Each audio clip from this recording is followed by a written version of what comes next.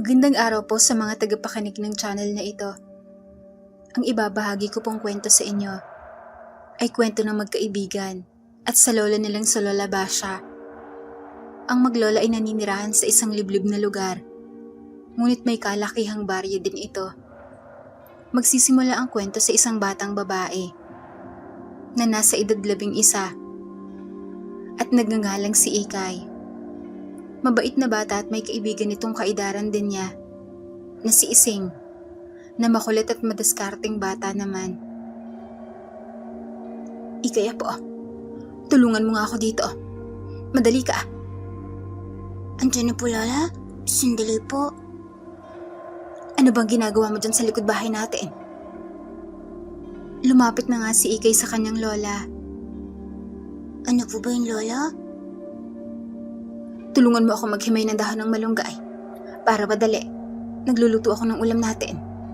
Ano bang ginagawa mo dun sa likod bahay? Nanguhuli po ng silagubang, Lola. May laban kasi kami ng silagubang ng mga kaibigan ko. Kaya pala kanina pa ako tawag sa'yo. Hindi ka sumasagot. Lola, pagkatapos pong kumain, aalis po ako ha. Maglalaro lang po ako kasama ng mga kaibigan ko. O siya, mamaya na. Pagkatapos nating mananghalian. Pero wag kang magpapagabi. At aalis din nga pala ako, Apo. May pupuntahan ako. Kaya ikaw na ang bahala sa bahay natin. Makagabihin ako. Opo, Lola. Manguhuli lang po kami ng silagubang ni Ising at ni Boknoy. Kaya babalik din po ako mamaya bago magdilim. O siya, sige. Basta wag kayong lalayo. At baka umulan. Sige na. Tapusin mo muna itong paghimay ng dahon ng malunggay. Tinulungan na nga ni Ikay ang kanyang Lola Basha sa pagluluto at pagkatapos ay kumain na sila. Nang matapos kumain, ay si Ikay na ang nagugas ng kanilang pinggan at pagkatapos ay nagpaalam na sa kanyang Lola Basha na maglalaro na ito. Lola, aalis na po ako ha. Tandaan mo ang habilin ko, Ikay. Huwag mo papaabot ng dilim at huwag lalayo. Opo, Lola. Alam ko na po yun. Tumakbo na si Ikay papunta sa kanyang mga kaibigan na si Ising at Boknoy. Ising? Boknoy? Tara na. Ang tagal mo naman, Ikay. Kanina pa kami dito ni Boknoy naghihintay. Akala namin hindi ka na darating. Pasensya na, Ising. Kasi nagugas pa ako ng pinggan namin para payagan ako ng Lola. Sige na nga. Doon tayo sa sagingan maghanap ng mga silagubang. Madami doon eh. Lumakad na nga ang tatlo para manguha ng silagubang. Kapag tag-ulan na kasi, kung saan malambot ang lupa, ay lumalabas ng mga salagubang na siyang pinaglalaroan naman ng mga bata at ang iba ay binibenta pa nila. Nang makarating sa sagingan, ay agad na silang naghanap ng mga salagubang. Ayan, Boknoy. Dali, yugugin mo yung saging. Mayroon dun oh. Nanguha sila ng nanguha hanggang sa madami na silang nakuhang mga salagubang. Ayan, Ikay. Boknoy, nakarami tayo. Ibenta natin to sa mga bata para may pera tayo. Ibinenta nga nila ito ng tagpipiso ang isa dahil nga ginagawang laruan ito ng mga bata. At minsan pa nga, niluluto at pinupulutan ito ng mga lasenggo sa kanila. Kaya naman higit sa 100 ang benta ng tatlo. Ayan, Ikay. Boknoy, nasa tag 120 tayo. Tig 40 tayo kada isa. Ang galing, Ising. May pera na tayo. Mabuti pa, magmerienda tayo sa tindahan ni Aling Nena. Nagwika naman si Boknoy na hindi ito sasama at kung maaari ay kukunin na lamang nito ang kanyang parte at pambili niya umano ito ng bigas. Wala ba kayong bigas, Boknoy? Nagwika si Boknoy na wala umano at wala kasing trabaho ang tatay niya. May sakit pa at hindi din kasya ang kita ng nanay nila na naglalabada. Ganun ba? Sige, Ising. Ibigay mo na lang kay Boknoy ang parte ko. Sigurado ka ba, Ikay? O, Ising? pambili pa nila yun ng pagkain. Sige, eto Buknoy oh. Sa'yo na lang ang 100. 20 na lang sa amin ni Ikay para may pambili ka ng bigas at ulam niyo. Kinuha naman ito ni Buknoy at nagpasalamat sa mga kaibigan at umalis na. Ikay, 20 na lang ang natira. Pagkasyahan na lang natin ito, ikaw ang mawak ng pera. Sige, alika dun sa tindahan ni Aling Nena. Lumakad na nga ang dalawa papunta ng tindahan upang bumili ng merienda nila. Magandang araw po, Aling Nena. O Ikay, Isaing, magandang hapon sa inyo. May bibilhin ba kayo? Opo, Aling Nena, pero 20 lang po ang pera. Kaya pabili na lang po kami ng tinapay ni Ising. Sige sandali, saan ba kayo nanggaling na Isaing? At ang dudungis niyo, mukhang gutom pa kayo. Nangulo po kami ng mga silago pang Aling Nena. Tapos, binenta po namin, kaya may pera po kami ngayon. Talaga ang galing niyo namang dumiskarte eh. Nakakapag-isip na agad kayo kung paano magkakapera . Madami nga po sana kaming benta ni Ising. Lagpas po 100 ang kita namin. Pero binigay po namin kay Buknoy yung 100. Pambili daw po nila yung ng bigas. Kaya, benta na lang yung natira sa amin ni Ising. Ang bait niyo namang mga kaibigan. Sandali, eto ang tinapay.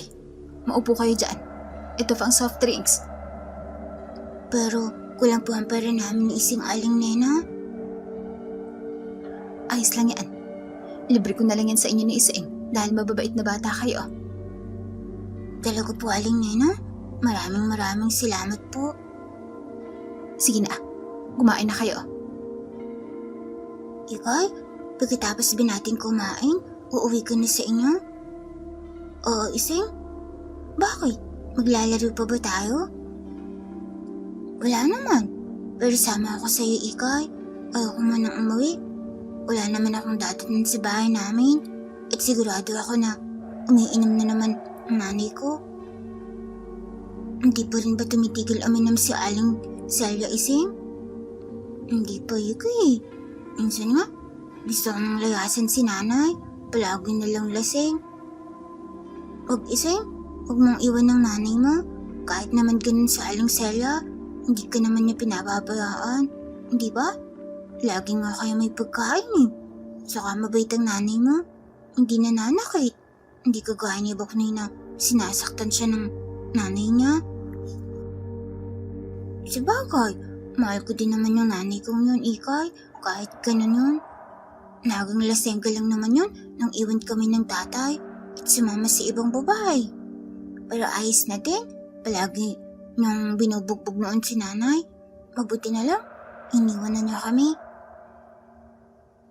Nakikinig naman si Aling Nena sa usapan ng dalawang bata, kaya hindi na niya din maiwasang maawa at humanga sa mga ito. Alam niyo mga bata, bilib ako sa inyo. Ang babait niyo. Kagaya na lang kay Ikay. Lolo niya lang ang nagbalaki sa kanya. Pero mabait na bata. At ikaw din, Isaing. Kahit iniwan kayo ng tatay mo. Pero mabait ka pa rin. Ang ibang bata kasi nagre-rebelde ka pa ganoon. Iba naman po kami ni Ising sa kanila, Aling Nena. Kaya nga hanga ako sa inyo. Paano? Bilisan niyo na . Umuwi na kayo . Mukhang uulan na . Tinapos na ng dalawang pagmerienda dahil mukhang uulan nga. Kaya nagpasalamat na sila kay Aling Nena. At tumakbo na sa bahay nila Ikay bago bumagsak ang ulan. Mabuti na lang, hindi tayo naabutan ng ulan, Ising, no? Oo nga, Ikay. Dahil wala si Lola Basha, ay tinulungan na lamang ni Ising si Ikay na magsaing. Dito ka na lang kaya maghapunan, Ising. Sige, pwede naman, Ikay. Inay kung hindi ako hanapin ng nanay kong lasengga. Habang nagsasaing ang dalawa sa tapugan sa labas ng bahay, kung saan may silungan naman sila para hindi sila mabasa, ay napansin ni Ising na parang may naglulundagan na parang maliliit na hayop sa ilalim ng silong nila Ikay. At dahil umuulan at malapit na din dumilim, ay hindi niya maaninag kung ano ang mga ito. Kaya tinanong niya at itinuro pa ito kay Ikay. Ikay? Ano yun? Yung nasa ilalim ng silang niya, parang may mga tumatalon-talon. Ha? Nasaan? Baka pala ka lang yun? Hindi pala kayong Ikay. Medyo malaki na. Parang manok eh. May manok ba kayo na alaga? Wala Ising. Ayaw ni Lola na mag-alaga kami ng manok. Namamatay lang daw. Kahit aso nga. Ayaw ni Lola eh. Ano yung lumulundag sa ilalim ng silong ninyo kung ganun? Ewan ko. Hindi ko alam Ising. Tara, tingnan natin Ikay. Wala nang nagawa si Ikay kundi sundin ang kaibigan. Kaya kumuha ito ng ilawang digaas dahil wala naman silang kuryente. Lumapit sila sa silong at inilawan niya ni Ikay. Tiningnan niya ito pero wala naman silang nakita kundi mga bato. O diba? Ang sabi sa'yo Ising, wala eh. Mga bato lang yan oh. Baka namamalik mata ka lang. Kanina talaga, nakita ko na tumatalon-talon eh. Dahil wala namang nakita ay inalayo na ni Ikay ang hawak na ilawan.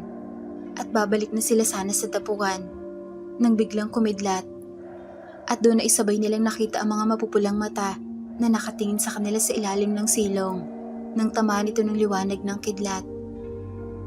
Bahagya silang napaatras na dalawa at nagkatinginan pa ang mga ito. Ikay? Ano yun? Nakita mo din ba yun? Ising? Nakita ko.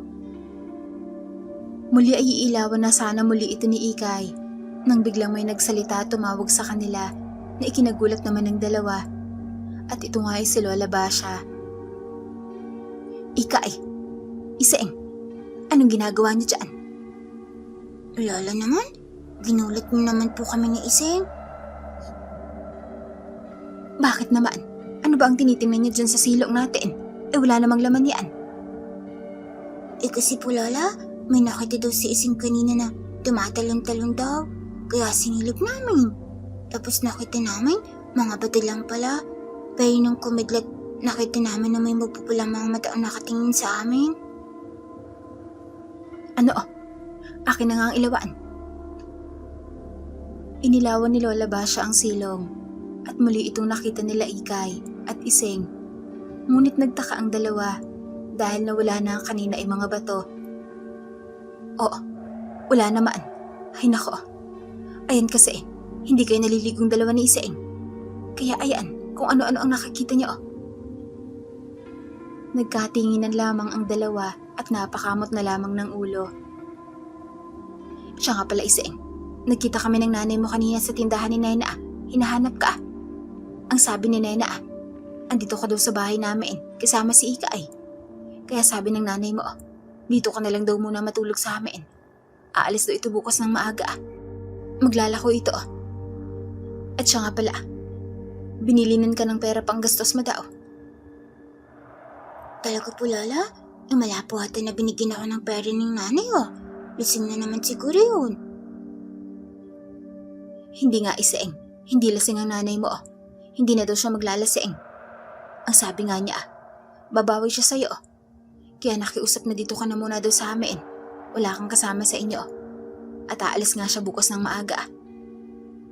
Sabi sa'yo Ising, ang bait ng nanay mo eh. Inaalala ka pa niya. Oo Ising, mahal na mahal ka ng nanay mo. Mahal ko din naman po yung nanay kong yung Lola, kahit lasengga po yun. O siya, sige na. Ako na dito. Mag-init lang ako ng ulam natin. Pumasok na kayo sa loob at maligo. Ang dungis niyo. Pahiramin mo na lang muna ng damit si Ising. Ikay. Sige po Lola. Ising, tara na. Pumasok na nga ng bahay ang dalawa at tumingin naman muli sa silong ng bahay si Lola Basha at kumuha ng mga uling at itinapon sa silong nila. O yan, hindi kayo makapaghintay. Muntik patuloy kayo makita ng mga bata. Matapos makapag-init ng ulam at maluto ang sinaing, ay dinala na ito ni Lola Basha sa loob ng bahay. At nang matapos maligo ang dalawa, ay umupo na sila sa mesa upang kumain dahil sige pa rin sa pagpatakang ulan na may kasamang pagkulog at pagkidlat. Sige na, kumain na tayo. Ising, sige na, pag kinamaya, kain ka ng marami Ang sarap magluto ang lola ng paksiw na isda. Ang sarap nga ng ulam niya, Ikay. Paksiw na tilapia. Ngayon lang ulit ako nakakain ng lutong bahay.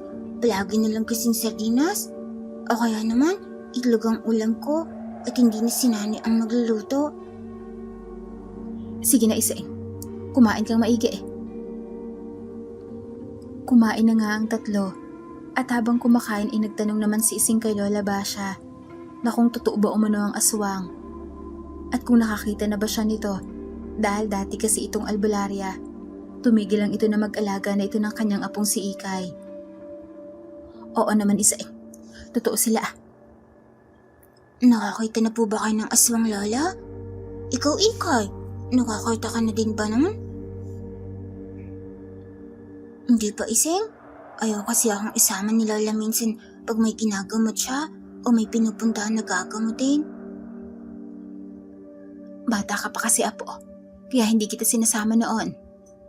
Saka ang gusto ko kasi na mamuhay ka na lamang ng payapa at tahimik bilang normal na bata. Bakit, Ikay? Gusto mo din bang maging albalari tulad ng lala mo dati?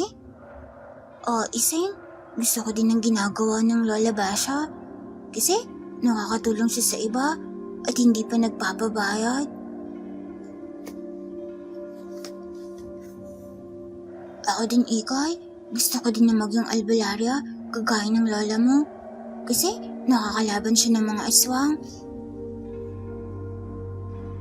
Natuwa naman si Lola Basha kina Ising at Ikay. Hindi niya din akalain na gusto ng apo niyang si Ikay na maging albularya kagaya niya. Hindi niya nakita noon sa kanyang anak na lumayo at iniwan sila.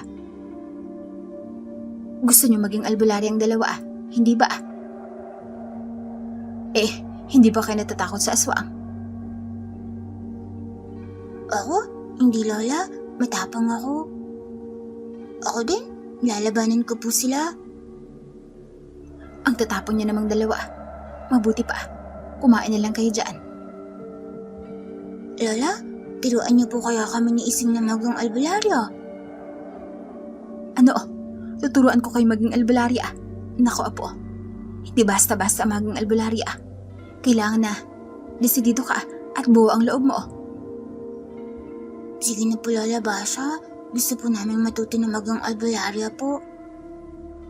Talaga bang gusto niyo maging albularya? Baka sa una lang yan. Kapag may nakaharap na kayong aswang, matakot na kaagad kayo ang umayaw. Hindi po, Lola. Kami pa po ni Ising. Saka alam naman po namin na hindi mo kami pababayaan. Naku, Apo. Matanda na ako.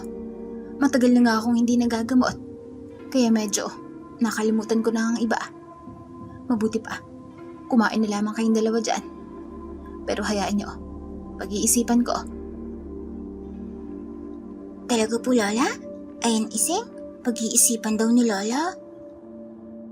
Pagkatapos nilang kumain, sina Ising at Ikay pa ang nagugas ng kanilang pinagkainan. Kaya parang naawa na din si Lola Basha sa dalawa. Kaya naman sinabi niya na sige na umano. Kung sakaling may gagamutin ito ay isasama niya ang dalawa. Dahil paminsan-minsan ay nagagamot pa rin naman itong si Lola Basha. Ayan, Ising. Isasama tayo ni Lola sa susunod. Maganda tayo ng mga pangandri, Ikay, para panlaban natin sa aswang. Sige, Ising. Magdala tayo ng asin at iba pang pangantra. O, Ikay, bumili tayo sa palengke. Huwag na muna natin isama si Buknoy. Tayo na lang muna maghanap ng pera. Sige pa, pero anong gagawin natin para magkapera tayo? Akong bahala bukas, Ikay. Hindi ko kasi pwedeng gustusin ang bigay ni Nanay sa akin At kung gustos ko to, habang nasa inyo ako, kaya ibibigay ko na lang to bukas kay Lola. Sige, Ising, ikaw ang bahala. Tinapos na nga ng dalawang paghugas ng pinggan at natulog na.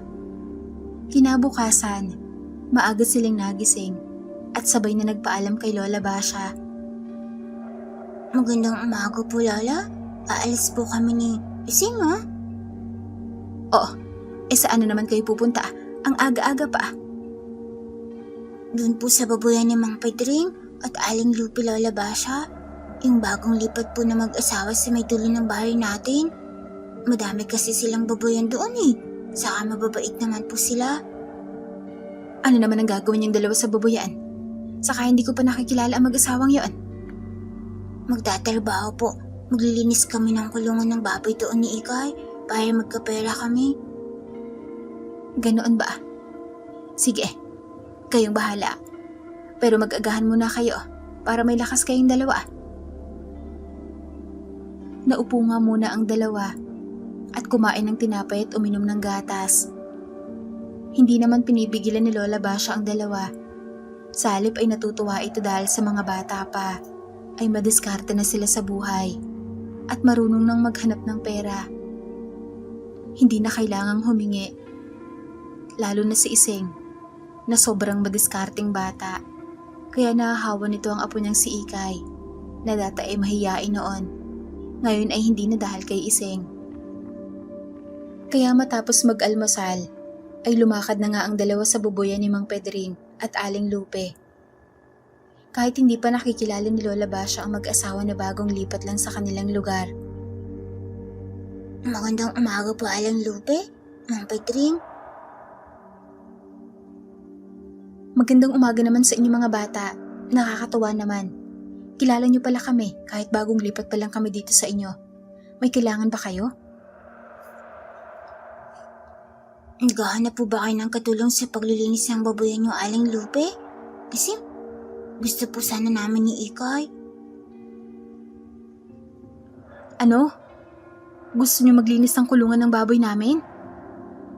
Opo, kaya naman yun ni Ikay, Aling Lupe. Masipag naman po kami. Saka kung wala kayong pambayad sa amin, pwede naman po yung isang bake na lang. Ano? Isang bake ang ibabayad ko sa inyo? Ang mahal naman ng singil mo. Biro lang po, Aling Lupe, pero pwede din kong tututuhanin niyo po. Nakakatawa ka namang bata. Ano ba ang pangalan mo? Ako po si Ising, Aling Lupe. Sige po, kayo na lang po ang bahala kung magkano ibabayad niyo sa amin ni Ikay. Nagkatinginan ang mag-asawang Lupe at Pedring na parang natutuwa na din sa magkaibigan na pumunta sa kanila upang magtrabaho para magkapera ang mga ito. Sinabi namang Pedring na sige na umano, linisan nila ang mga kulungan ng baboy. Babayaran nila sila pagkatapos. Agad namang lumakad ang dalawa. Kinuha ang walis at balde para mag-igib muna ng tubig sa malapit na poso upang isabay sa kulungan para matanggal ang mga dumi. Nilinis na nga ng dalawa ang mga kulungan ng baboy. Salitan sila sa pagwawalis at pagsasaboy ng tubig hanggang sa malinis na nila lahat ng kulungan. Aba, ang galing yung mga bata ha? Ayos na po ba, Aling Lupe? Oo, ayos na. Ang linis nga at ang bilis ng dalawa. Eto Ikay, Iseng, 200 para pagtigi 100 kayo. Salamat po, Aling Lupe, Mang Pedring. Tayo na, Iseng. Uwi na tayo. Umalis na nga ang dalawa dahil may pera na sila. Habang tinitingnan naman sila na mag-asawa, ay ngumiti ang mga ito habang papalayo ang dalawang bata. Ayun, may pera tayo, Iseng. Makakabili na tayo ng kailangan natin. Mabuti at ang bait nga nila Aling Lupe at Mang Pedring, no? Oo, Ikay, at sobra pa to. Pero mabuti pa, umuwi muna tayo at maligo kasi amoy dumi ng baboy tayo. Oo nga, ang dumis na natin, pero ang saya at kumita tayo ng pera. Ang galing mo talaga, Iseng, na mag-isip ng mapapagkakitaan. Siyempre, mana ata ako sa nanay ko ng bandiskarte, kaya hindi nawawalan niya ng pagkakakitaan. Umuwi muna sila upang maligo sa poso para matanggal ang amoy nila. At pagkatapos ay saka na sila pumunta ng palengke upang bumili ng kanilang kailangan. Bumili sila ng asin, luya, bawang at kalamansi na kanilang gagamitin. Dinikdik pa nilang dalawa ang luya at bawang, saka hinalo sa asin at pinatakan ng kalamansi at inilagay yun sa garapon. Ayun, Ikay, may mabisa na tayong pangontra sa aswang. Oo nga, Ising. Hintayin na lang natin na isama tayo ni Lola sa susunod ng lakad. Naghintay ang dalawa at tinago muna nila ang kanilang ginawang pangontra. Ano nang gagawin natin ngayon, Ising? Punta tayo kina Buknoy. Dilawin natin siya, Ikay. Pumunta nga ang dalawa sa bahay ng kanilang kaibigan. Ngunit nagulat ang dalawa ng madat na madaming tao ang mga nandoon. Lumapit sila. Nakita nila ang kaibigan na umiiyak. Kaya nagtanong sila kung ano ang nangyari. Nalaman nilang namatay pala ang tatay ni Buknoy. At nakita din ng dalawa na andoon din pala si Lola Basha na parang galit ang mukha. Mabilis na lumapit sina Ising at Ikay dito upang magtanong kung bakit nandoon din ang kanilang Lola Basha. Lola, ano po ang nangyari? Bakit bigla ng pagkamatay ng tatay ni Buknoy? Akala namin may sakit lang. Mabuti, nandito na kayong dalawa. Sa bahay ko na ipapaliwanag sa inyo. Puntahan niyo muna ang kaibigan niyo at makiramay kayo. Pinuntahan nga ng dalawa ang kaibigan at niyakap ito. Nakiramay sila sa pagkamatay ng tatay ni Buknoy. Nakikiramay kami sa'yo, Buknoy. Nagpasalamat naman ang kaibigan kina Ikay at Ising sa pakikiramay nila dito. Matapos makuha ang bangkay ng ama ni Buknoy, ay niyaya muna ni Lola Basha sina Ikay at Ising na umuwi. Nagpaalam na muna sila sa kaibigan at nagwika na babalik na lamang sila. Pagkarating nila ng bahay ay naupo sila. At doon na sinabi ng kanilang Lola Basha ang nangyari sa tatay ng kanilang kaibigan. Alam niyo ba mga apo, ang tatay ng kaibigan niyo ay nabiktima ng aswang. Ano po? Iniswang po ang tatay ni Buknoy, Lola? Pero paano? Parang wala naman pong sugit ang katawan ng tatay ni Buknoy, bukod sa payat lang ito. Oo nga po, Lola. Di ba po, ang mga aswang nangangain ng lamang loob?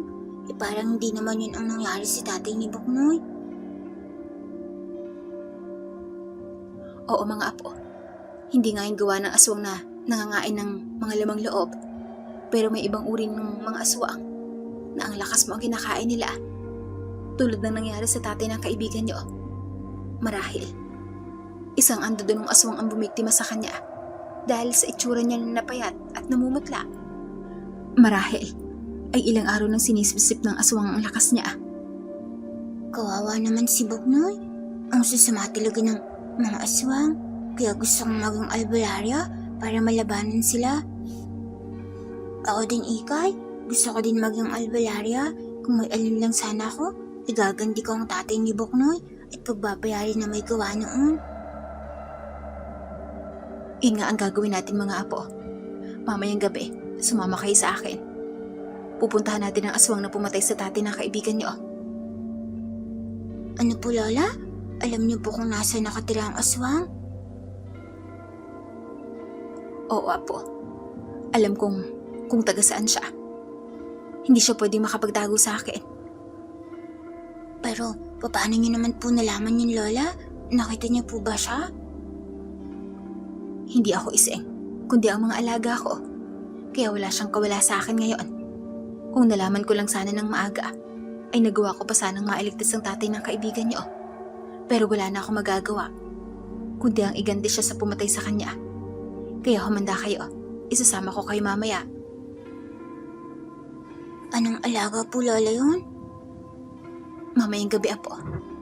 Makikita niyo yung sinasabi kong mga alaga ko. Naghintay na lamang sila Ising at Ikay hanggang sa gumabi na.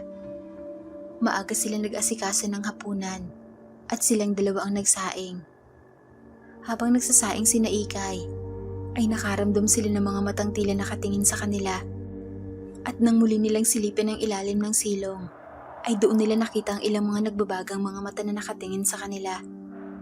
Ngunit imbes na matakot ang dalawa, ay kinuha ni Ising ang umaapoy na kahoy na panggatong at si Ikay naman ay kinuha ang itak na ginagamit nila pang putol ng kahoy at lumakad papalapit sa mga nagbabagang mga mata. Nang malapit na sila, ay nakarinig sila ng nagsalita at ito ay si Lola Basha. Ibaba niyo yan, Ising. Ikay. Pero Lola, mayroon pong kung anong hayop ang nasa ilalim ng silong natin. Sabi ko sa'yo, Ikay, mayroon eh. Nung nakaraan ko pa po'y nakita, Lola, na may tumatalon-talon sa may silang po ninyo. Ibaba niyo yung mga hawak niyo. Teka, sandali. Lumapit si Lola Basha sa silong nila at binuksan ito. Nakita nila Asing at Ikay ang paglabas ng kung ano mga hayop sa silong. Parang mga kuneho ang mga ito na walang mga balahibo at mahahaba ang mga biyas na nagbabaga ang mga mata nila na humuhuni pa na parang mga daga. Lola, ano po ang mga yan? Sila ang sinasabi kong mga alaga ko, mga apo. Mga sigbin sila. Nasa 5 silang lahat. Sigbin? Di ba po Lola Basha? Mga aswang lang po nag-aalaga ng mga sigbin. Kaya ibig sabihin, aswang po kayo? Hindi ako aswang, Ising. Isa nga akong albularyo, hindi ba? Hindi naman lahat ng nag-aalaga ng sigbin ay aswang. Hindi po ba yan ang ano, Lola? Nakakatakot ang itsura nila. Parang daga na walang balahibo. Tapos, ang lalapad pa ng tenga.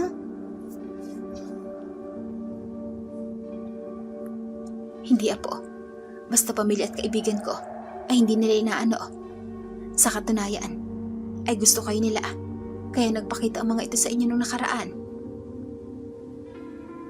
Gusto po kami ng mga alaga ni Lola? Baka gusto naman po kaming kainin siguro? Hindi, Ising.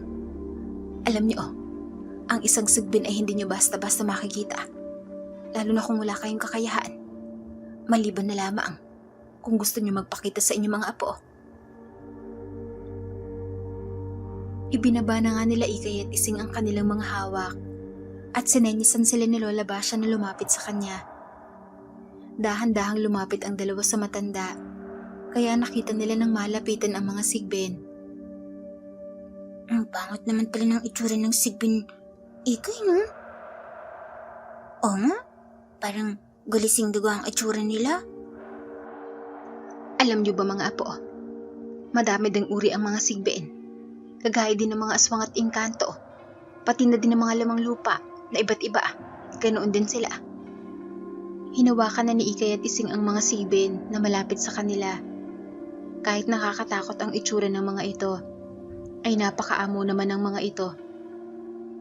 Magaling mga apo. Ngayon, may paghahabilinan na ako ng mga sigbin kung sakaling mawala na ako. Napayakap naman si Ikay sa kanyang lola. At bakit daw ba ito nagsasalita ng ganoon? Matanda na ako, apo. Siguro, mga ilang taon na lang ang itatagal ko sa mundo.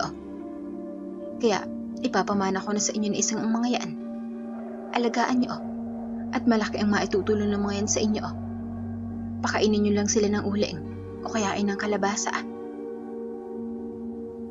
Basta Lola, ayoko pa pong mawala kayo. Mahal na mahal ko po kayo, La. Oo nga po, Lola. Parang lola ko na din po kayo eh. Kaya huwag po kayo magsalita ng ganyan. Niyakap naman ni Lola Basha si Ikay at Ising. Natigil lamang ang pagdadarama nila nang makaamoy sila ng nasusunog na sinaing. Ising, Ikay, ang sinaing niyo, nasusunog na. Mabilis namang tinakbo yun nila Ikay at Ising para tanggalin ito sa apoy. Kaya nang maluto ng sinaing nila, ay agad na silang kumain. Pagkatapos ay naghintay sila maghating gabi upang lumakad na. Naghanda na sila Ikay at Ising. Kinuha na ang garapon na kanilang nilagyan ng mga pangontra. At nang tawagin na sila ng kanilang Lola Basha, ay agad nang lumabas ang dalawa. Sa unang pagkakataon ay nakita nila kung paano utusan ni Lola Basha ang kanyang mga alagang sigbin. At pagkatapos ay sinundan na nila ito. Nakita naman ni Lola Basha ang dalawa na may dalang bayong bawat isa sa kanila at may bugkos pa ng mga panyong kulay pula sa mga ulo nito. Kaya natawa naman ang matanda sa dalawang bata. Ika ay, Isaing, ano ba yung nasa loob ng bayong niyo? At may pabugkos pa kayo ng mga panyo para kay mga katipunera. Mga pantry, Lola? Mapapalaban tayo, hindi ba? O nga po, Lola, kaya naganda kami ni Ising ng maigi. Ay nako, sino bang nagsabi na lalaban kayo? Kaya ko lang kayo isinama para makita niyo ang gagawin ko. At makakita kayo ng aswang sa personal. Kaya masanay kayo at hindi matakot. Kahit na po, Lola. Basta, dadali namin ito ni Ising. Wala namang nagawa si Lola Basha kundi matuwa at hayaan na lamang ang dalawang bata. Kaya lumakad na nga lang sila papunta sa lugar ng andudunong aswang na bumiktima sa tatay ng kanilang kaibigan. Tinahak nila Lola Basha, Ikay at Ising ang kakahuyan. Nakita naman ng dalawa na may dalawang sigbin sa likuran nila. Dalawa sa gilid at isa sa unahan na parang pinapalibutan sila ng mga ito. Nang malapit na sila, ay pinahinto ni Lola Basha sina Ising at Ikay. Mga apo, sandali. Tigil, dito lang muna kayo. Bakit po, Lola? Narito na ba tayo? Oo, ayun na ang bahay ng aswang. Tingnan niyo, andun siya. Tiningnan nga ni Ising at Ikay ang itinuturo ni Lola Basha at nakita nga nilang isang bahay sa hindi kalayuan. Ina po ba ang bahay ng aswang, Lola Basha? Ano na po bang gagawin natin? Sisigurin po ba natin yan? Ano susugurin? Ang tapang mo naman, Isaing. Hindi, dito lang kayo. Ikay, manood lang kayo dito. Lumakad na si Lola Basha. Kasama nito ang dalawang sigbin habang ang isa ay ando na nakaabang sa may bahay. Ang dalawang sigbin naman ay naiwan kina Ikay at Ising. Nakatingin lamang ang dalawa kay Lola Basha. Nakita nilang nagtaas ito ng kamay. Nakita nila Ising at Ikay ang pagposisyon ng mga sigbin paikot ng bahay. Ikay, lumapit tayo ng konti para makita natin.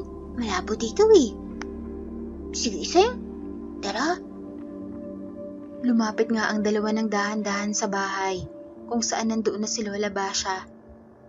Nakita nga nila ng malinaw si Lola Basha at narinig pa nilang nagsasalita ito. At ilang sandali lang ay may lumabas sa bahay. Isang lalaki, ngunit napakaitim ng balat nito. Nagbabaga din ang mga mata nito at meron pa itong mahahabang kuko. Nagsasalita ito nang hindi nila marinig hanggang sa nakita nila Ising at Ikay na tumingin ito sa direksyon kung nasaan sila. Ngumiti ito na nakakaloko. Isang sigaw ng kanilang Lola Basha ang kanilang narinig. Mga apo, ba't kayo lumapit? Dali, tumakbo na kayo. Nagulat naman ang dalawa sa sigaw ni Lola Basha at nang tingnan nila ito, ay nakikipagpambuno na ito sa lalaking aswang na balak pala silang sugurin dahil naramdaman sila nito. Kaya pinigilan ito ni Lola Basha na makalapit kina Ising at Ikay. Ngunit hindi pala ito nag-iisa. May kasama pa itong dalawa na dinaluhong ang dalawang bata. Ngunit hindi sila umabot dahil sinunggaban sila ng dalawang sigbin na nakabantay sa dalawang bata. At ang tatlo pa ay tumulong na din ng isa. Katulong din ni Lola Basha, kalaban ng anduduno, at ang dalawa naman ay tumulong din sa mga sigbin na humarang sa mga aswang na balak sanang sumugod sa dalawa. Natulala naman sina Ikay at Ising sa mga nangyayari at hindi na nagawang makakilos ng dalawang bata dahil sa pagkagulat. Hanggang sa mapatay na lamang ni Lola Basha at ng kanyang mga sigbin na mga aswang, ay hindi pa rin nagawang makakilos nila Ikay at Ising sa kanilang kinatatayuan. Hanggang sa tinapik na lamang ni Lola Basha sa mga balikat nila at nandoon pa lamang nagawang mahimasmasan ang dalawa Ano mga apo? Ayos lang ba kayo? Lola? Lola Basha? Mabuti po, Lola. Napatay niyo po ang mga aswang. Ay nako, ba't kasi kayo sumunod? Sinabi ko na, doon lang kayo maghintay. Muntik na tuloy kayo. Sa katuso din ng aswang na to, may kasama pala. At mukhang may alam pa sa mga orasyon at hindi ko naramdaman. Ilang sandali lang at bumalik ang sigbi ni Lola Basha. May tangan itong ibon na kagat-kagat niya. Kaya naman pala, may alaga pala nagmamasid sa atin. Kaya nakapaghanda. Paano mga apo? Umuwi na tayo. Lumakad na nga pabalik ang tatlo. At habang naglalakad pa pauwi, ay humingi naman ng pasensya sina Ikay at Ising sa kanilang Lola Basha dahil hindi ang mga ito nakinig sa kanya. Ayos lang yun mga apo. Huwag niyo na lang uulitin. At may kasalanan din ako. Naging kampante din ako. Mabuti na lang. Kasama natin ang lahat ng sigpiin. Kaya napatay nila mga susugod sana sa inyo. Hindi na po yung mauulit, Lola. Pangako, hindi na kami matatakot ni Ising sa aswang. Nabigla po kasi kami. O nga po, Lola, hindi tuloy namin nagamit ang ginawa naming pangontra. Yan pala ang laman ng bayong nyo. Pero, hanga din ako sa inyo mga apo. Napaamo nyo ang mga sigbiin. Hindi kayo nilubayaan. Kaya sa inyo na yung dalawa, nakasabay niyong maglakad. Talaga po, Lola? Sa amin na to? Oo naman, kayo na ang mag-alaga at magpakain sa kanila. Pwede po ba nating utusan to, Lola? Oo, Iseng. Pwedeng pwede. At susundin kayo ng mga yan. Sa oras na mapakain nyo na sila. Pero wag niyong utusan ng kung ano-ano, lalo na pag gawaing masasama. Masasama po kagaya ng ano, Lola? Alam niyo kasi mga apo, ang iba ay kinakasangkapan ang mga sigpin sa pangdaraya at pagnanakaw, pati na rin sa pagpatay at iba pa. Dahil hindi nga ang mga ito basta-basta nakikita. Kaya ang ugali ng sigpin ay nakadepende din sa kanilang mga amo. Ganun pala po yung Lola? Sige po, hindi ko po uutusin ng sigpin ko na gumawa ng masama, Lola Basha. Mabuti naman kung ganun, Iseng. Basta simula ngayon, kayo na ang bahalang mag-alaga ng mga sigbin niyo. Tumango naman ang dalawa kay Lola Basha, kaya nagpatuloy na sila sa paglalakad papauwi. Lumayo na ang mga sigbin sa kanila nang mapadaan sila malapit sa isang baryo at tumalon-talon ang mga ito sa puno, ngunit malayo na sa kanila. Lola, bakit po sila lumayo sa atin? Papadaan kasi tayo sa baryo, apo. Lumalayo sila para hindi sila makita ng iba. Lalo na nakasama natin. At isa pa, siya nga pala. Wag na wag niyong ipapaalam na may alaga kayong mga sigbiin kahit kanino mga apo. Alam niyo na, makapag-isipan kayo ng masama ng iba. Muli namang tumango ang dalawa, kaya nagpatuloy na sila sa pag-uwi hanggang sa makarating na sila sa kanilang bahay. Dito pa lamang nakaramdam ng pagod ang dalawang bata, kaya pag upo nila sa upuan, ay hindi nila namalayan na nakatulog na pala sila doon. Hindi na lamang sila ginising ni Lola Basha at hinayaan na lamang ang dalawa na doon na matulog sa upuan at kinumutan niya na lamang ang mga ito. Kinabukasan nga ay maagang nagising sina Ikay at Ising at nagtaka pa sila kung bakit sa bangko na sila nakatulog. Nang bumangon na ang dalawa, ay ipinaghanda na sila ni Lola Basha ng agahan nila. Kumain na lamang ang dalawa. At pagkatapos, nagpaalam kay Lola Basha na aalis na muna silang dalawa. At kagaya ng dati, ay pupunta na naman sila sa babuyan para maglinis doon. Agad naman silang pinayagan ni Lola Basha dahil nakapag-almusal na naman ang dalawa. Maglilinis muli tayo dun sa baboy ni Aling Lupe at Mang Pedring Ikay. Sige, Iseng, para magkapera muli tayo. Oo, Ikay, pero ibibigay natin kay Buknoy para may pera sila. Kawawa naman eh. Wala na silang tatay. May mga kapatid pa siya na maliliit.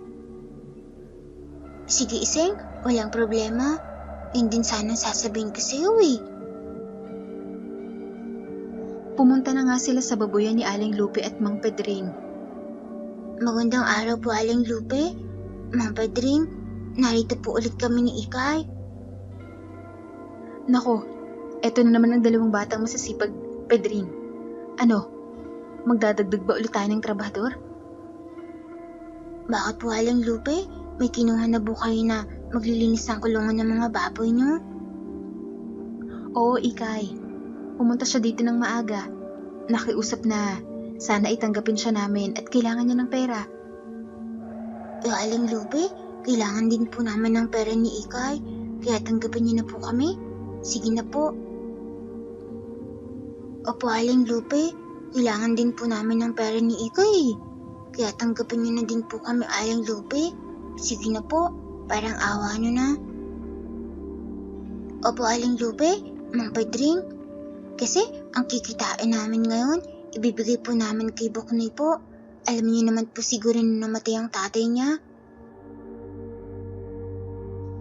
Nagkatinginan ang mag-asawa at niyaya na sila ni Aling Lupe na pumunta sa kulungan ng mga baboy na kanilang nililinis. At doon nila nakita ang pumalit sa kanila at nagulat sila dahil si Buknoy ito. Pumunta kanina si Buknoy sa amin, nakiusap, kaya tinanggap na lang namin. Pero sige na, tulungan niyo na lang siya. Sige po Aling Lupe, maraming salamat po. Tinulungan na lamang ng dalawang kaibigan para mabilis itong makatapos sa kanyang ginagawa. Habang tinitingnan naman sila ng mag-asawang Pedring at Lupe na natutuwa kina Ikay at Iseng dahil bukod sa masisipag ay mababait pa ang mga ito. Nang matapos sila ang kanilang gawain, ay binigyan na sila ng pera na 3 nila Aling Lupe at Mang Pedring. Oh, eto ang sahod yung 3. Pasensya na, medyo maliit lang yan. Hindi pa kasi nabibili itong mga biik. Pero sa susunod, ay malaki nang ibibigay namin. Ibig sabihin, may susunod pa po Aling Lupe? Oo naman, kung gusto nyo. Ang totoo, naghahanap talaga kami ng makakatulong ni Pedring dito sa babuyan. At balak nga namin sanang kunin si Buknoy kung ayos lang sa kanya. Talaga po Aling Lupe? Ayun Buknoy, may trabaho ka na. Sige na, tanggapin mo na. Umuo naman kaagad si Buknoy sa alok sa kanya ng mag-asawa. Kaya natuwa na din sila kay Ikay at Iseng para sa kanilang kaibigan. Ibinigay pa nila ang sinahod nila dito bilang tulong nila. Pagkatapos ay umuwi na muna ang dalawa upang maligo. At pagkatapos maligo ay pinakain na nila ang alaga nilang sigbin. Habang nagpapakain naman sila ng sigbin nila sa silong ng bahay, ay may tumawag sa kanila. At ito ay ang nanay ni Iseng na bumalik na pala at hinahanap siya para sunduin. Agad namang pinuntahan ni Iseng ang kanyang nanay na tumatawag sa kanya sa harapan ng bahay nila Ikay. Ikay, andyan na palang nanay kong lasengga. Sinusundo na ata ako Puntahan ko ng sandali. Mabilis na pinuntahan ni Iseng ang kanyang nanay. Anay, napadalaw po yata kayo? Anong napadalaw? Sinusundo na kita. Halika na, umuwi na tayo. Dito na lang po ako kay na Ikay at Lola Basha. Iwanan niyo na lang po ako ng 100 dito. Ano? Hindi pwede. Sumama ka sa akin sa bahay. Umuwi nga ako at nag-aalala din ako sa yung bata ka eh. Sige na Iseng, umuwi ka na muna sa inyo. Sige na nga. Baba na Ikay, kita na lang tayo sa lamay mamaya ha. Sasama mo na ako sa nanay kong lasengga. Anong lasengga? Gusto mo ba ng sapak na bata ka? Ha? Piningot ito ng nanay niya. Nagpaalam at nagpasalamat na sila kay Ikay at agad nang umuwi. Kaya naiwan naman si Ikay na mag-isa sa bahay nila. Naglinis na lamang ito ng bahay habang wala pa ang kanyang Lola Basha. Pagsapit nga ng gabi, ay nagpaalam ito sa kanyang Lola Basha na pupunta ito sa lamay ng tatay ni Buknoy. Dahil may alaga na itong sigbin na nagbabantay na kay Ikay. ay agad naman siyang pinayagan ng kanyang lola Basha at tinanong kung anong oras ito uuwi. Baka doon na lang po ako matulog. Pupunta na din daw po si Ising doon, Lola. Ganoon ba? Sige, mag-iingat kayo doon. At sa susunod na araw na lamang ako pupunta ng Lamay. May ginagawa pa ako. Sige po, Lola. Mauna na po ako. Lumakad na si Ikay at sumunod naman sa kanyang sigben, kaya napangiti na lamang si Lola Basha sa apo. Pagdating ni Ikay sa Lamay, ay agad niyang hinanap si Ising, ngunit wala pa ito. Kaya dumiretso muna ito sa loob ng bahay nila Buknoy upang magmagandang gamis sa nanay ng kaibigan. Pagkatapos magbigay galang si Ikay, ay tumulong ito kay Buknoy na mag-asikaso sa Lamay. Maya-maya ay dumating na si Ising. May dala pa itong bayong, kasama pa nito ang kanyang nanay. At nakita na kaagad ang dalawa, kaya lumapit na kaagad ito doon. Ising, magandang gabi. Mabuti nandito ka na. At bakit dala mo yung ginawa nating pangontra sa aswang? Ikay, pasensya ka na ha. Kanina ka pa ba? Ang tagal kasi nitong sinanay ko eh. Gusto daw sumama. Makikiramay daw siya. Kaya natagalan kami. Dinala ko na lang tong pangontra. Baka kasi kailanganin natin. Sabi kasi ng nanay kong laseng ka, may aswang din daw na kumukuha ng patay. Kaya baka kailangan natin ito, Ikay. Ganun ba? Sige nga. Mabutit dala mo yan. Halika na, tulungan mo na ako. Magbenta tayo ng sigarilyo, Ikay. Samahan mo ako. Sige. O Buknoy, kami na ang bahala dito ni Ising. Doon ka na sa loob ng bahay. Pumasok na nga lang si Buknoy at nagbenta na ang dalawa ng sigarilyo sa mga nagsusugal. Sigarilyo kayo dyan? Bili na kayo. May bumili na nga sa kanila ng sigarilyo at napakamot pa ng ulo dahil ang mahal ng benta ni Ising ng sigarilyo na 10 piso ang bawat isa. Huwag ka nang magreklamo, kuya. Tulong ito sa namatayan. Hindi ka na nga nagtutong. Panay pa rin ang kain ng candy mo dyan, oh. Natawa naman ang mga tao sa sinabi ni Ising. At tama nga naman ito. Wala namang naging problema sa Lamay at maayos naman ito. At marami din ang nagpaabot ng tulong kina Buknoy. Kabilang na ang mag-asawang si Aling Lupe at Mang Pedring, pati na din si Aling Nena na tinawag pa ang dalawa nang makita sila nito. Aling Nena, magandang gabi po. Nandito din pala po kayo? Aba, ang bait niyo talaga mga bata kayo. Tumutulong pa kayo dito sa Lamay. Apo, Aling Nena, syempre naman po. Pag kaibigan, ay kaibigan po. Walang iwanan, hindi ba, Ikay? Kaya natutuwa ako sa inyo. Pero paano? Mauna na ako. Palilim na ang gabi. Ising, hatid na natin sa Aling Nena sa kanila. Kasi, gabi na eh. Naku mga bata, wag na. Kaya kong umuwi na mag-isa. Hindi, Aling Nena. Ihatid na namin kayo ni Ikay. Matanda na kayo eh. Baka mamaya, madapa pa kayo sa daan. Ano bang matanda ang pinagsasabi mo dyan, Ising? Kalabo lang ang tumatanda. Nagpumilit ang dalawa na ihatid ang matanda sa kanilang bahay. Dahil nga may kalayuan din ito mula sa Lamay. Wala nang nagawa si Aling Nena, kundi ang pumayag na lamang dahil sa kakulitan ng dalawa. Nagpaalam na sila sa may bahay. Na ihahatid lang daw nila si Aling Nena. Maging sa nanay ni Ising ay nagpaalam na sila na ihahatid lang nila ang matanda.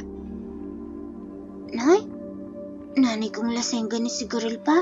Aalis po muna kami ni Ikay. Ihatid lang namin sa Aling Nena. Magtong-itis ka muna dyan na ya. Tumango naman ang nanay ni Ising, kaya naman lumakad na sila. Hinanapan nila si Buknoy para sana magpaalam sila dito at sabihin na babalik lamang sila pero wala itong nakita. Hinatid na si Aling Nena ng dalawa. Saan kaya nagpunta si Buknoy, Ising? Kanina lang, andun pa siya sa kanila. Kausap sila Mang Pedring at Aling Lupe. Baka andun lang, Ikay. At kausap pa rin sila Aling Lupe at Mang Pedring. Sino ba ang pinag-uusapan niyang dalawa? Yung mag-asawang magpabubod po na bagong lipat? Yung mababait po Aling Nena? Yung mag-asawa ba na nakatira sa dulo ng bahay natin? Opo Aling Nena, sila nga po. Naku, huwag kayong magtitiwala sa mag-asawang yon. May balibalitang aswang ang dalawang yon. Ano po? Aswang? Hindi ako sigurado, pero yun ang sabi-sabi sa kabilang bahay na nakakakilala sa kanila. At hindi ba kayo nagtataka kung bakit madami silang alaga, pero hindi sila kumukuha ng katuwang unang mga tao sa bahay natin? Si Boknoy po, kinuha nilang katulong sa babuyan. Nako, pag-ingatan nyo ang kaibigan no. Wala talagang tiwala sa mag-asawang yon. Kayo din, mag-iingat kayo sa kanila. Wala naman tayong ebidensya. Mabuti na yung nakakasigurado. Nagkatinginan na lamang ang magkaibigan, kaya binilisan na lamang nila ang paghatid kay Aling Nena sa bahay nito, at agad na silang bumalik sa lamay. Patakbo pa silang bumalik para mabilis. Hinanap kaagad nila ang kaibigan, ngunit wala pa rin ito doon. Kaya nagtanong na sila kung may nakakita pa sa kanilang kaibigan, hanggang sa sinabi ng isang nagsusugal na umalis umano ito, kasama ang mag-asawa na bagong lipat sa lugar nila. Nagkatinginan ang dalawa at naisip na paano kung tama si Aling Nena. Kaya hindi na nag-atubili sina Ikay at Ising na puntahan ang bahay ng mag-asawa. Ising, sasabihin ba natin kay Lola? Wala na tayong oras, Ikay. Baka hindi na natin maabutan si Boknoy. Tsak, dinala siya nila Aling Lupe at Mang Pedring sa bahay nila. Puntahan muna natin. Pag nakasigurado na tayo na andoon nga si Boknoy, uutusan na lamang natin ang sigbin ng Lola. Sige Ising, tara. Nagkasundo nga ang dalawa at nagplano ng gagawin. Inutusan nila ang kanilang sigbi na hanapin si Boknoy. Lumakad naman ang dalawang sigbi na kanila namang sinundan. Tama nga ang hinala nila na nasa bahay nga ito ng mag-asawa. Tama ka Ising, nasa bahay nga nila Mang Pedring at Aling Lupe si Boknoy. Dali Ikay, itusan mga sigbin mo na sabihin kay Lola Basha na nandito tayo sa bahay nila Mang Pedring at Aling Lupe. Inutusan nga ni Ikay ang isang sigbin, kaya isa na lamang ang naiwan sa kanila. Kahit takot, ay nagkunwari ang dalawa na kumatok ng bahay. Tao po? Tao po? Aling Lupe, andyan po ba si Boknoy? Ising, Ikay, anong ginagawa niyo dito? Nahanap lang po namin si Boknoy. Aling Lupe, andito po ba siya? Wala, kaya umalis na kayo dito. Alam ng dalawa na nagsisinungaling ito, dahil alam nga nila na nasa bahay ang kaibigan nila dahil nga sa sigbin. Kaya nagdahilan ng iba si Ising. Ganun po ba? Pahingin na lang po kami ng tubig Aling Lupe. Maaari po ba? Ngunit nagalit ito sa kanila. Pinapauwi na sila hanggang sa may nagsalita. At si Mang Pedring yon, garalgal ang boses nito. Nagwika na bakit hindi niya nalang papasukin ng dalawang bata. Pinapasok na nga ni Aling Lupe sina Ikay at Ising. Pumasok naman sila at nagulat ang dalawa nang makita ang kaibigan na nakaupo sa bangko at nakagapos ito. Boknoy? Lalapitan sana ng dalawang kaibigan nang mula sa madilim na parte ay lumabas si Mang Pedring. Ngunit iba na ang mukha nito. Ang kanyang ulo ay parang kagaya ng isang baboy ramo na may mahabang pangal na naglalaway. Nagwika ito na matagal na umano silang hindi nakakatikim ng tao at puro hayop lamang ang kinakain nila. At total umano ay sila naman ang pumunta, ay hindi sila tatanggi sa grasya. At nang paglingon pa ng dalawa kay Aling Lupe, ay napaatras sila. Nang makita na ganoon din ang itsura nito. Ngunit imbes na matakot ang dalawa, ay nagsalita pa si Ikay. Ang susama nyo? Nagkukunwari lang pala kayong mababait. Pero mga aswang pala kayo, Aling Lupe, Mang Pedrin. Tumawa naman ang dalawa at nagwika na kasalanan umano nila. Ang dali nilang utuin. May biglang kumaluskos sa dingding. Kaya binuksan ni Aling Lupe ang pinto para sana tingnan. Nang bigla siyang sunggaban ng sigbin at kagatin sa leeg. Nakita naman yun ni Mang Pedring na nasa anyong aswang. Nakita nito ang pagsunggab sa asawa nito ng sigbin, kaya tutulong sana ito nang bigla siyang tapunan ni ising ng ginawa nilang pangontra na sinilid nito sa garapon. Kaya napaiktad at naghihihiw pa ang aswang. Ano ka ngayon? Dali! Ikay, tulungan mo ako. Iligtas natin si Buknoy habang abala pa sila sa sigbin. Kinalagan nga ni Ikay at ising si Buknoy at sinabuyan pumuli ng asin na may kalamansi, bawang at luya. Kaya napahiyaw ng todo ang aswang. Nilabas na nila si Buknoy habang nagpapambuno pa ang sigbin at si Aling Lupe. Nang makita nito ang nangyari sa asawa, ay galit itong hinabol ang 3 bata na papalabas na ng bahay. Ngunit paglabas, ay inaabangan na pala ito ng iba pang mga sigbin at pinagtulungan pang patayin. At nandoon na din pala si Lola Basha. Napatay nila ang 2 mag-asawang aswang, kaya nag-apiran ng 2. Dahil nagawa nilang mailigtas ang kaibigan na inaakala na katapusan na niya. Matapos masunog ang bahay ng mga aswang, ay umuwi na sila kasama ng kanilang sigbin, pati na din si Lola Basha. Si Lola Basha na ang nagpaliwanag sa mga tao sa mga nangyari. Inilibing ng maayos ang tatay ni Buknoy nang walang problema.